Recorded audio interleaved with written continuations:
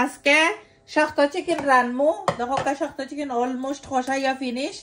তো আমি শক্ত চিকেনের মধ্যে রেড পেপার দিলাম তো কার কার পছন্দ রেড পেপার এরপরে নাগা দেখো